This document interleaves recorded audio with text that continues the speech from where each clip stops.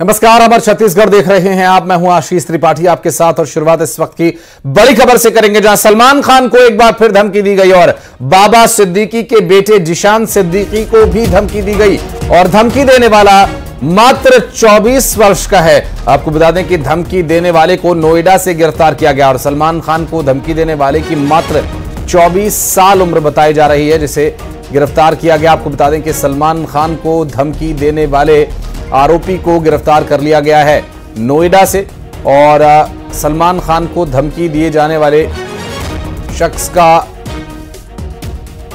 महज 24 वर्ष का होना यह बताता है कि किस स्तर पर गुमराह किया जा रहा है कम उम्र के बच्चों को और उन्हें किस तरह जुर्म की दुनिया की ओर खींचने का काम हो रहा है। आपको बता दें कि ये जिशान सिद्दीकी को भी धमकी देने वाला शख्स बताया जा रहा है, जो कि मात्र 24 साल का है और उसे नोएडा से गिरफ्तार किया गया है।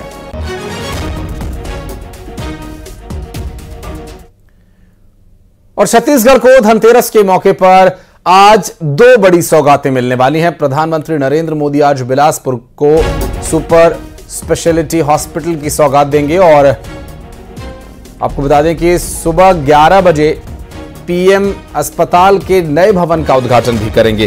कार्यक्रम में सीएम विष्णुदेव साय, केंद्रीय मंत्री तोखन साहू, डिप्टी सीएम अरुण साव और स्वास्थ्य मंत्री श्याम बिहारी जायसवाल भी मौजूद रहेंगे। अस्पताल में कई गंभीर बीमारियों का भी इलाज होगा और वहीं रायपुर में नेचुरोथेरेपी अस्पताल का भी शिलान्यास होना है।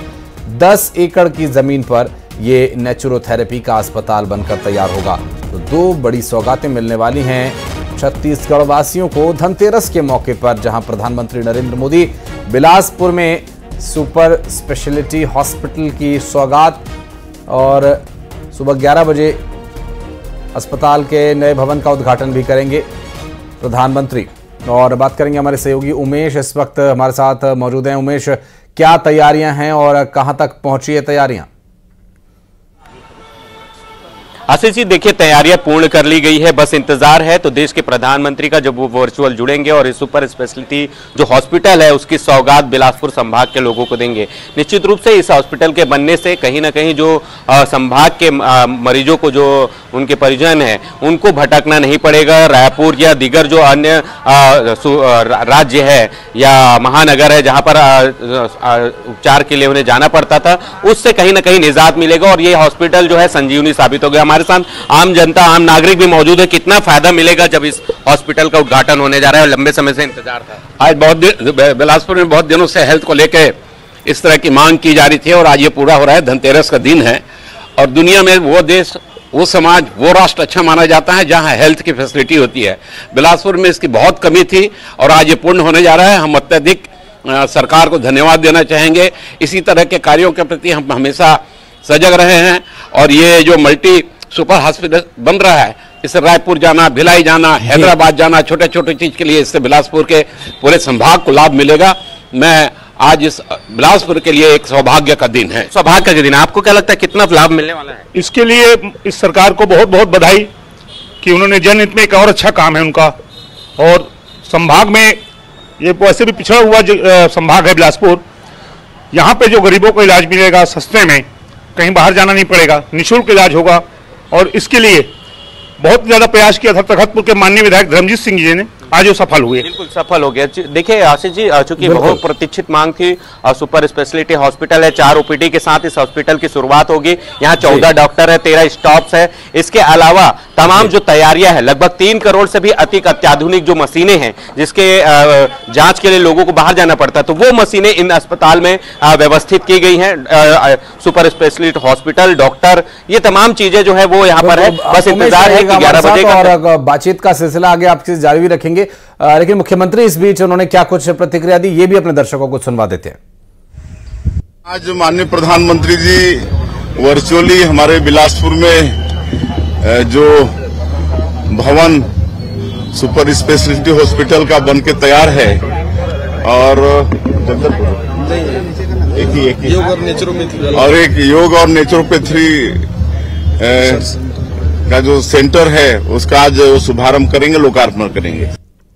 और अब चलते हैं रायपुर, जहां हमारे सहयोगी आकाश शुक्ला इस वक्त मौजूद है। आकाश, नेचुरोथेरेपी का 10 एकड़ में ये अस्पताल लोगों के लिए कितना लाभकारी, कितना हितकारी होगा और क्या आज की इसकी उद्घाटन की तैयारियां चल रही हैं?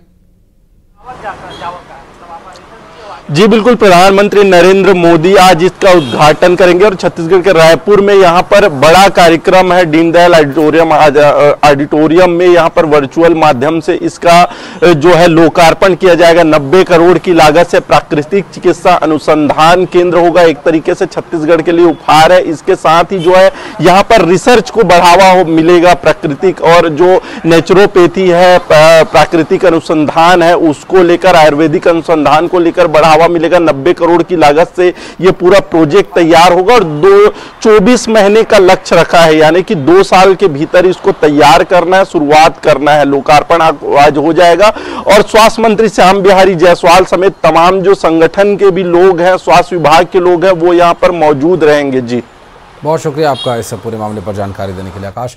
उमेश, बहुत बहुत धन्यवाद आपका भी। और रायपुर में 4 से 6 नवंबर तक राज्योत्सव का आयोजन होना है और वहीं 5 नवंबर को प्रदेश के सभी जिलों में राज्योत्सव पर कार्यक्रम का आयोजन किया जाएगा। 6 नवंबर को अलंकरण समारोह होगा जिसमें उपराष्ट्रपति जगदीप धनखड़ भी शामिल होंगे। वहीं राज्योत्सव के उद्घाटन कार्यक्रम में मध्य प्रदेश के मुख्यमंत्री डॉक्टर मोहन यादव शामिल होंगे।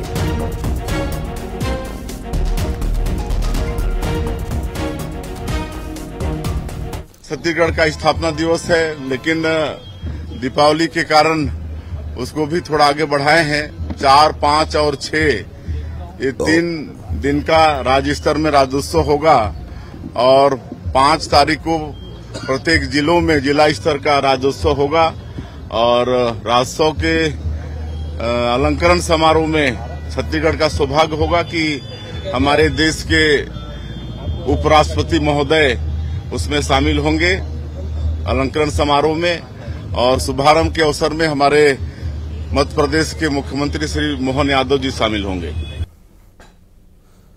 और मुंगेली में करंट लगने की वजह से मौत होने के मामले में एक बड़ा अपडेट आया। दरअसल त्रिमूर्ति स्कूल के खिलाफ मामला दर्ज किया गया। दरअसल अनुराज पेट्रोल पंप संचालक पर भी मामला दर्ज किया गया है।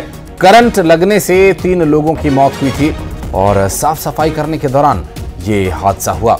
आपको बता दें कि और देखिए ये तस्वीरें बेहद दर्दनाक और बेहद भयानक, डरा देने वाली ये तस्वीरें हैं जहां पर करंट लगने की वजह से 3 लोगों की मौत हो गई।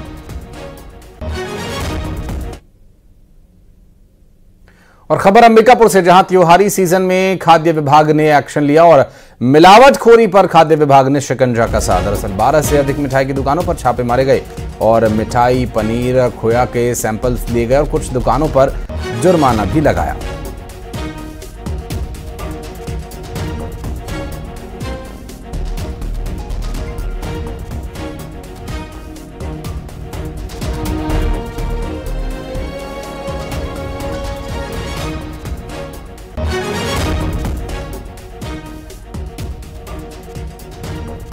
और मिलावटखोरी पर खाद्य विभाग ने शिकंजा कसते हुए कुछ सैंपल्स लिए। 12 से अधिक मिठाई की दुकानों पर जाकर वहां से मिठाई के सैंपल्स, खोया के सैंपल्स और पनीर के सैंपल्स लिए गए हैं। आपको बता दें कि मिठाई, पनीर, खोया सभी अब जांच के दायरे में हैं और इन सब की जांच होगी और ये इन त्योहारों को देखते हुए कार्रवाई की जा रही है जिससे कि दूषित और मिलावटी सामान लोगों तक न पहुंचे। और अब मिठाई, पनीर, खोया के सैंपल यहाँ से लिए गए हैं। हालांकि जब तक इनकी जांच रिपोर्ट आएगी तब तक ये सारा सामान बिक चुका होगा। और मिलावटखोरी पर शिकंजा कसने के लिए थोड़ा सा जल्दबाजी यहाँ पर खाद्य विभाग की टीम ने की अगले साल के लिए और कुछ दुकानों पर जुर्माना भी लगाया गया। हालांकि इससे एक फिल्टर ज़रूर तैयार होता है और जो दुकानदार हैं उनमें एक हल्का भय भी जरूर बना रहता है कि अगर वो गड़बड़ करेंगे तो निश्चित रूप से उनके खिलाफ भी कार्रवाई होगी। श्रवण महंता हमारे सहयोगी हमारे साथ जुड़ गए। श्रवण, ये जो अब आज और कल में जो मिठाइयों के, पनीर के, खोया के सैंपल लिए जा रहे हैं, तो जिनके सैंपल लिए जाएंगे क्या वो सामान अब दिवाली तक बेचा नहीं जाएगा? यदि बेचा जाएगा तो फिर उसके सैंपल लेने का क्या फायदा?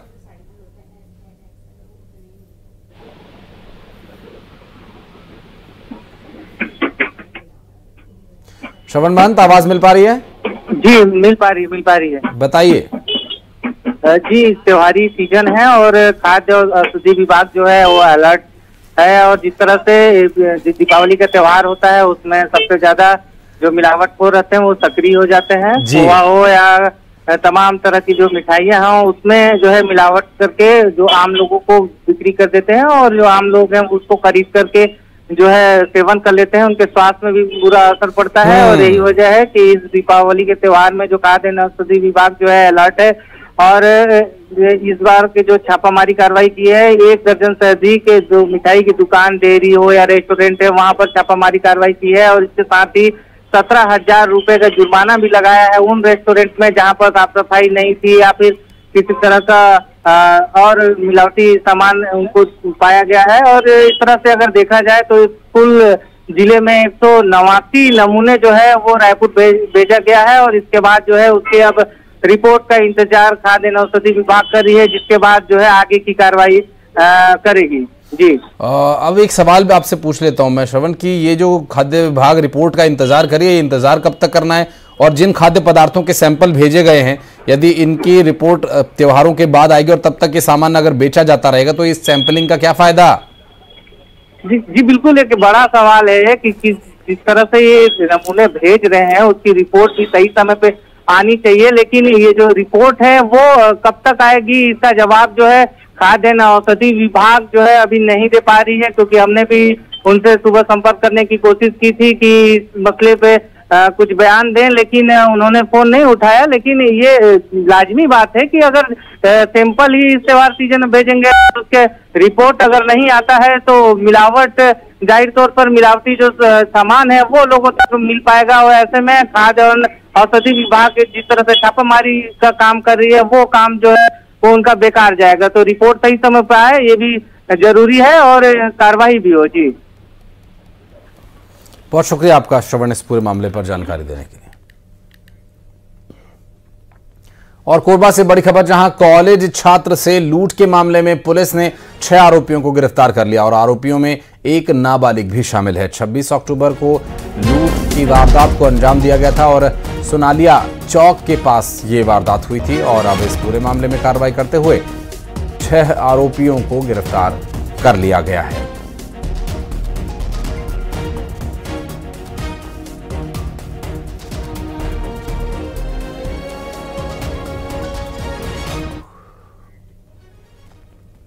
और धमतरी में 36 लाख रुपए की ठगी की वारदात को अंजाम दिया गया और एजेंसी देने के नाम पर यह ठगी की गई। ई व्हीकल की एजेंसीज देने का झांसा दिया गया। पीड़ित की शिकायत पर मामला दर्ज किया गया। पुलिस ने 2 आरोपियों को गिरफ्तार किया।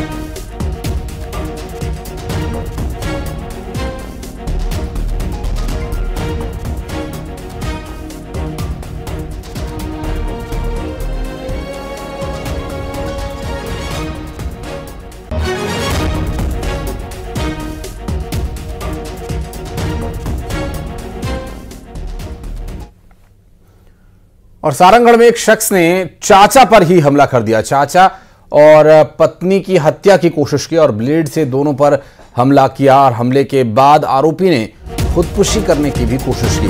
दरअसल तीनों की हालत गंभीर बताई जा रही है। अस्पताल में इन्हें भर्ती कराया गया। भटगांव के बजरंग चौक का ये पूरा मामला और जांच में जुटी हुई है पुलिस।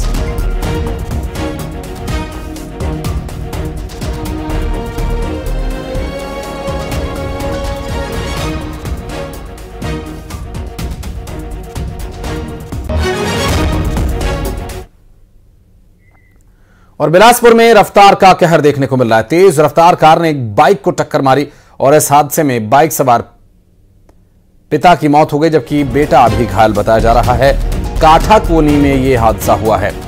बिलासपुर में रफ्तार एक बार फिर जानलेवा साबित हुई और तेज रफ्तार कार ने बाइक को टक्कर मारी और इसमें एक शख्स की मौत हो गई, जबकि मृतक शख्स का बेटा अभी घायल हालत में है।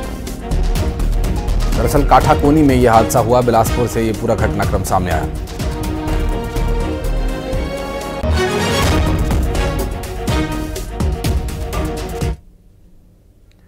और सूरजपुर में मॉडिफाइड साइलेंसर्स पर एक्शन लिया गया।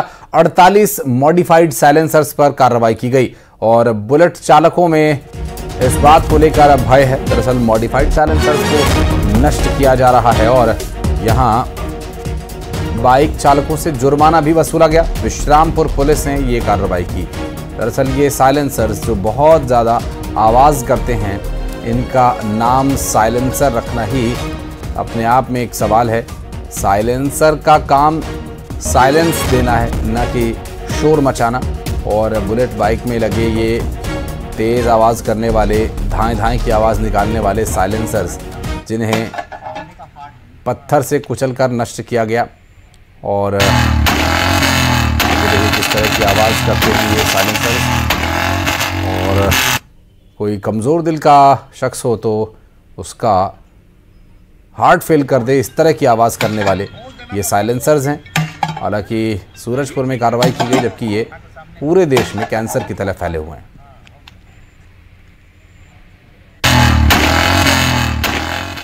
और खबर दंतेवाड़ा से, जहां पुलिस ने आंध्र प्रदेश में बंधक 2 मजदूरों को मुक्त करा लिया। दंतेवाड़ा के इन 2 मजदूरों को आंध्र प्रदेश में बंधक बना लिया गया था और मजदूरी मांगने पर इनसे मारपीट की जा रही थी। परिजनों ने मजदूरों को मुक्त कराने के लिए प्रशासन और पुलिस से गुहार भी लगाई थी और कटे कल्याण थाने में मामला दर्ज कराया गया था।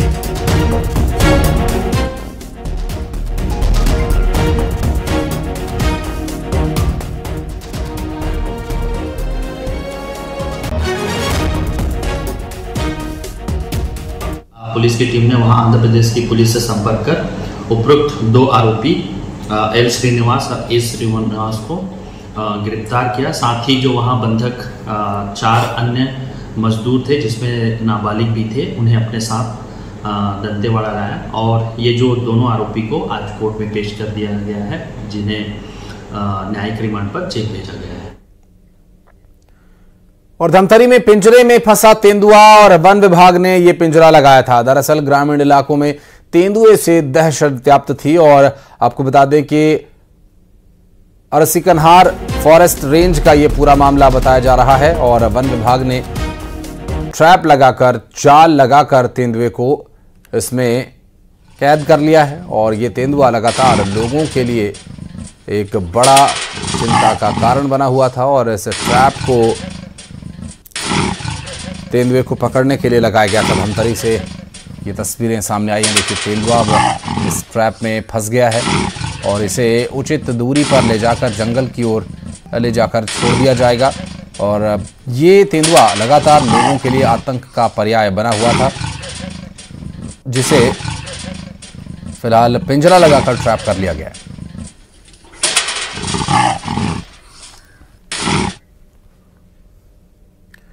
और सूरजपुर में हाथियों की दहशत व्याप्त है। दरअसल हाथियों का झुंड प्रतापपुर पहुंच गया और धान की फसलों को यह नुकसान पहुंचा रहा है। वन विभाग ने ग्रामीणों को इसके लिए अलर्ट कर दिया है और मुनादी कर अलर्ट जारी किया गया। सूरजपुर में हाथी धान के खेत में घुसकर धान की फसल को नुकसान पहुंचा रहे हैं और हाथियों का झुंड प्रतापपुर में मौजूद है। और देखिए किस तरह से हाथी खेत में घुस आए हैं और ऐसे में जो किसानों की धान की फसल है उसे नष्ट कर रहे हैं। और रायपुर से इस बीच एक बड़ी खबर आ रही है, जहां छत्तीसगढ़ में कई ठिकानों पर ईडी की छापेमार कार्रवाई। झारखंड शराब घोटाला मामले को लेकर छापा मारा गया।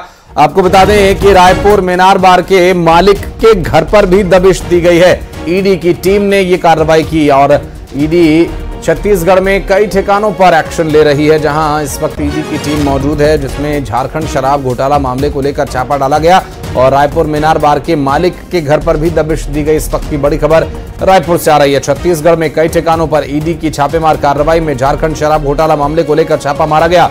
रायपुर मीनार बार के मालिक के घर पर दबिश दी गई। छत्तीसगढ़ से बड़ी खबर ईडी की कार्रवाई की जानकारी मिल रही है और इसमें बताया जा रहा है झारखंड शराब घोटाला मामले के विषय को लेकर छापा मारा गया। और आकाश शुक्ला हमारे सहयोगी इस वक्त जुड़ गए, बात करेंगे उनसे। आकाश, कहां पर और कब से ये कार्रवाई चल रही है और क्या कुछ डिटेल्स हैं इसके बारे में? जी बिल्कुल, देखिए ये पूरा शराब घोटाले से जुड़ा मामला है और झारखंड छत्तीसगढ़ के कई ठिकानों पर जो है ईडी की कार्रवाई चल रही है। अगर रायपुर की बात करें तो अशोका रतन में ये छापा पड़ा हुआ है, मीनार बार और सूर्या अपार्टमेंट में छापेमार की कार्रवाई जो है वो जारी है। झारखंड और ईडी छत्तीसगढ़ के ईडी के अधिकारी मौजूद है, जांच में जुटे हैं, दस्तावेज खंगाले जा रहे हैं, इसके आधार पर आगे की कार्रवाई होगी। अभी तक के जो जानकारी मिली है उसमें कार्रवाई लगातार जारी होगी। बहुत शुक्रिया।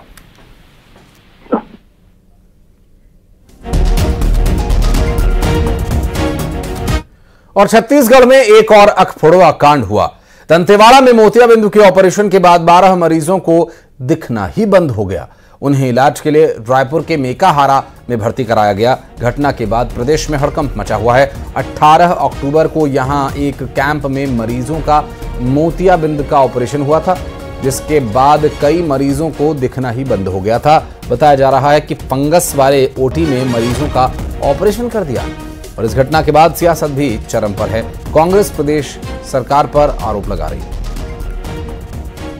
आपको बता दें, कांग्रेस प्रदेश सरकार पर जो आरोप लगा रही है उस आरोपों का जवाब भी दिया जा रहा है। हालांकि इस पूरे घटनाक्रम में कार्रवाई तो की गई और कार्रवाई के चलते उस आई सर्जन को निलंबित भी कर दिया गया, लेकिन अखफोड़वा कांड के चलते दंतेवाड़ा में मोतियाबिंद के जो ऑपरेशन के बाद 12 मरीजों को दिखना बंद हो गया, उनका ट्रीटमेंट भी चल रहा है।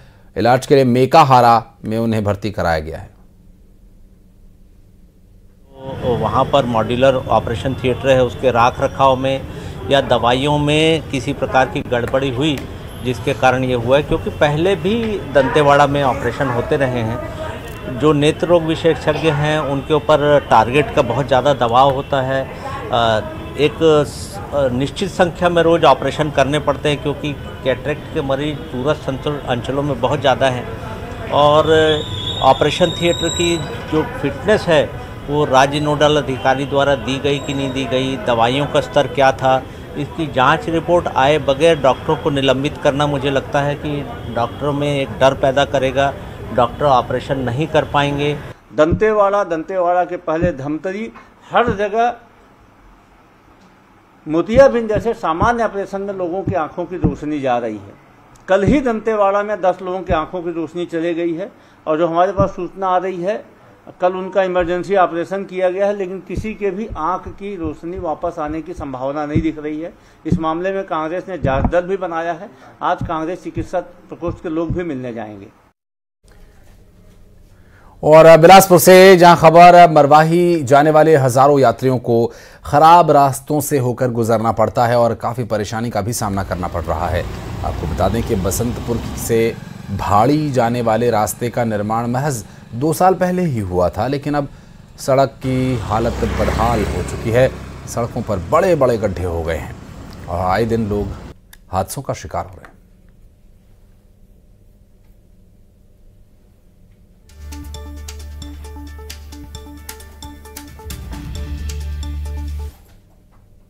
और अब 20 बड़ी खबरें फटाफट अंदाज में।